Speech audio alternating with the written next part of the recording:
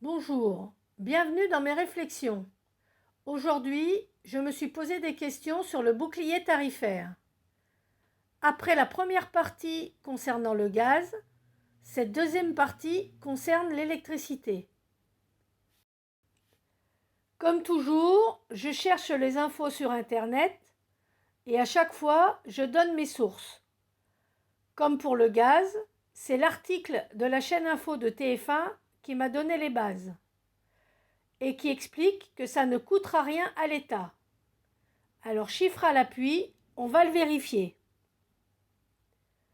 Pour l'électricité, la baisse des taxes devrait être compensée par l'augmentation des profits d'EDF, société publique qui verse des dividendes à l'État.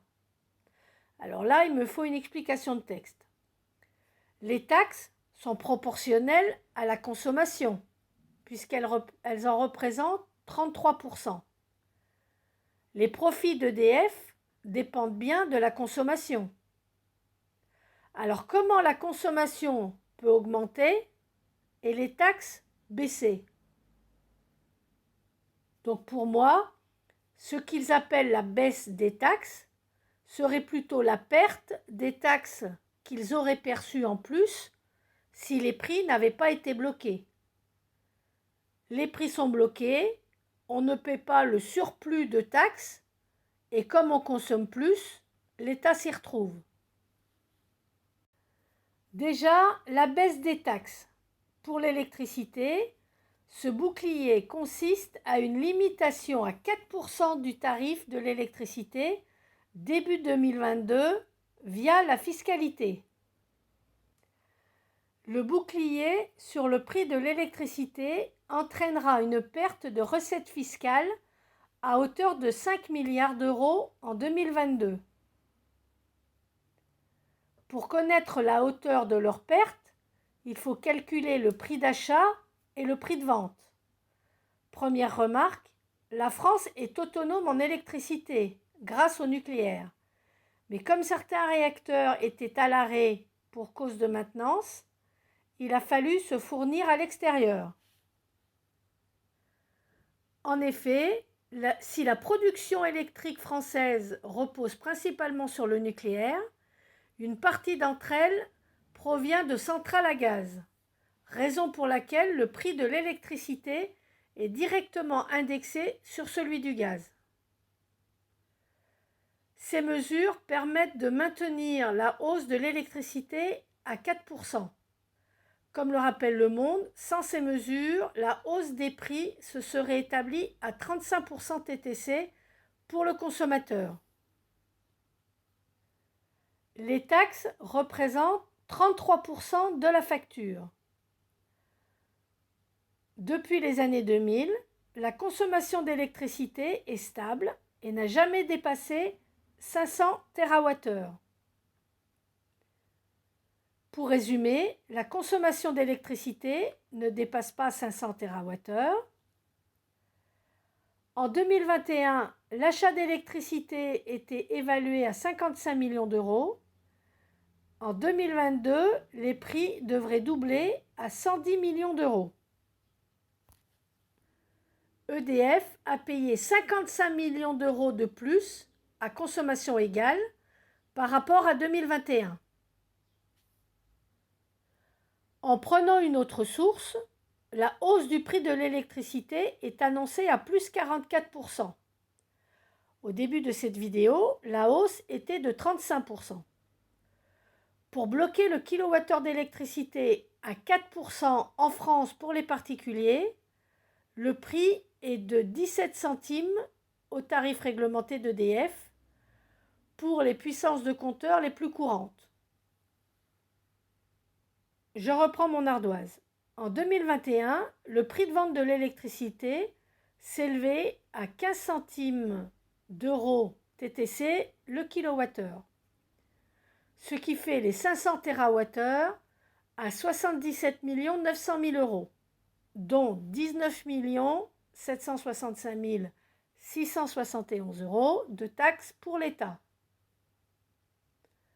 En 2022, le prix de vente des 500 TWh monte à 87 millions d'euros, dont un peu plus de 22 millions de taxes pour l'État.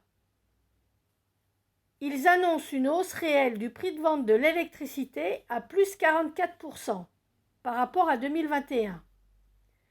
Donc on calcule ces 44% par rapport aux 77 900 000 euros, ce qui revient à 112 176 000 euros, dont un peu plus de 37 millions de taxes pour l'État.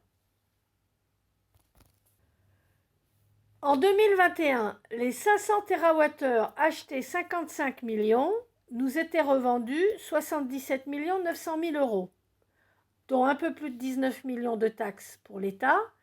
Il reste 58 134 329 euros dans les caisses d'EDF. En 2022, les 500 TWh seront achetés 110 millions d'euros. Avec le blocage des tarifs à plus 4% annoncé par l'État, ils nous sont vendus 87 millions, dont 22 millions de taxes pour l'État. Reste 64 925 374 euros dans les caisses d'EDF.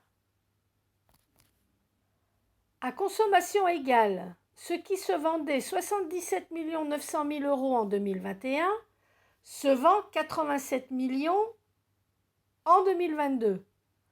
Ça fait une hausse de 11%. Là déjà, je ne vois pas comment on trouve 4%. Là encore, avec les chiffres annoncés, la hausse du prix de vente réel de l'électricité est annoncée à plus 44% du prix d'achat, soit 110 millions d'euros, ce qui revient à 158 400 000 euros. On enlève les 53 millions de taxes, il reste 104 544 000 euros dans les caisses d'EDF. Donc encore une perte de plus de 5 millions d'euros. C'est encore trop bas pour qu'EDF équilibre sa balance. Mon calcul, ce n'est pas une prévision, c'est juste un calcul presque comptable. Pour amortir l'achat à 110 millions d'euros, la hausse du prix de vente doit être au minimum de 52% du prix d'achat.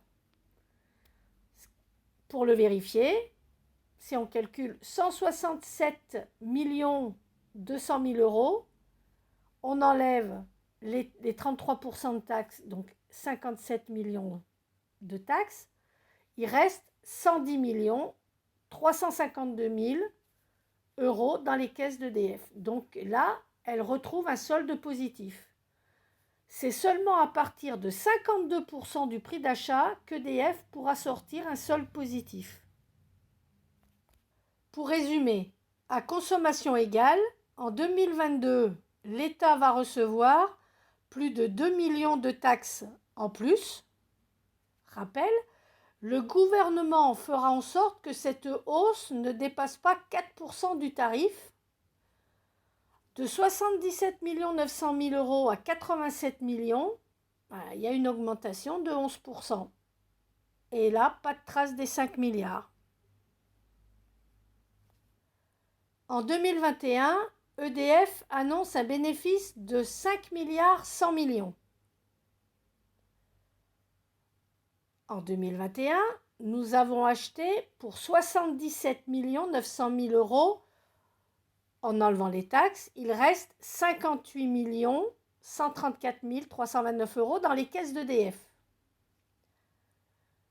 Comme pour le gaz, j'ai la même question.